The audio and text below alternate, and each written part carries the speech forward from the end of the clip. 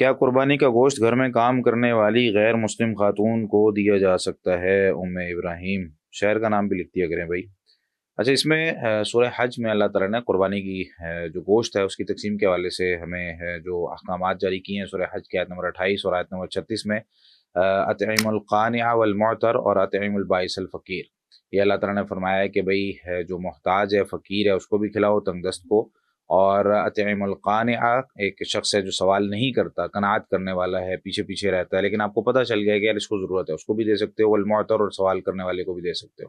تو اس میں اللہ تعالیٰ نے قربانی کے گوشت کے والے سے مسلم اور غیر مسلم کی تفریق نہیں کی کہ مسلمانوں کو دینا، تو کوشش یہ کرنی چاہیے کہ مسلمانوں کو دیں، لیکن اگر آس پاس کوئی غیر مسلم ہے ہمارے رہتا ہے اور ضرورت مند ہے تو اس کو گوشت بھی دیں اور ساتھ دعوت بھی دیں۔ ہم لوگ صرف گوشت دے رہے ہوتے ہیں یا چیزیں دے رہے ہوتے ہیں، ان کو اسلام کی دعوت نہیں دے رہے ہوتے، اپنے اخلاق سے متاثر نہیں کر رہے ہوتے۔ تو یہ چیزیں اللہ تعالیٰ نے اجازت اس لیے دی ہے کہ ان کو ساتھ ساتھ اپنے اخلاق سے بھی متاثر کریں اور مسلمان بنائیں، کوشش کریں دعوت دینے کی، یہ نہیں کہ جسٹ تحفے تحائف دیتے رہیں اور یہ چیزیں دیتے رہیں۔